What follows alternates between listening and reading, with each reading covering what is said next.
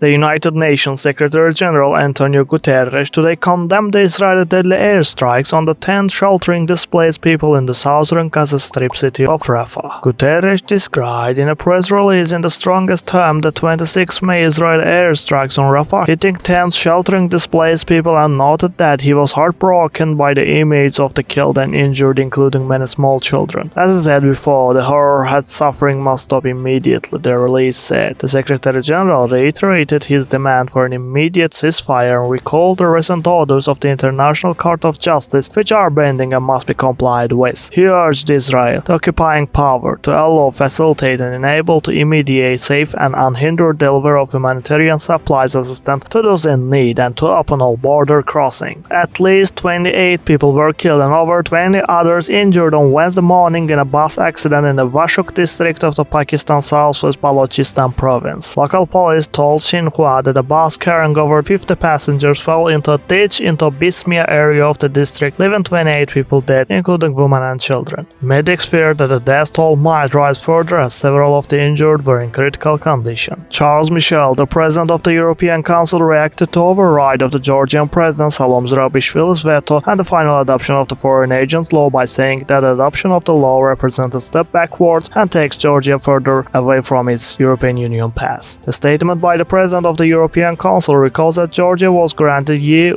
candidate status last year on the understanding that Georgia undertakes relevant steps and unnecessary democratic reforms, contrary to which Russian-style legislation was passed by the country's parliament today. May 28, adoption of the transparency law in the parliament is a step backwards that takes Georgia further away from its EU path, President Michel wrote in X. The Georgian people have chosen a future in the EU and will do everything to support their ambition, states the European Council president, adding that he will therefore put Georgia on the agenda of the next European Council. Former US President Donald Trump, during a meeting with his campaign donors, has said he would have bombed Moscow and Beijing, writes the Washington Post. The publication writes that Trump often talks about foreign policy and fundraising events. At one of these events, it's claimed Trump suggested that he would have bombed Moscow and Beijing and Russia invaded Ukraine or China had occupied Taiwan under his presidency. WP notes that the former US president surprised some donors with these words. The French president said Tuesday he is totally ready to recognize Palestinian statehood, but it must be at a useful moment. There are no taboos for France, and I am ready to recognize a Palestinian state. I think this recognition must be at a useful moment, Emmanuel Macron told a joint news conference with German Chancellor Olaf Scholz in Germany. He stressed the need for a political process to give useful results and said, "I will not do emotional recognition." Macron vowed that there are no double standards regarding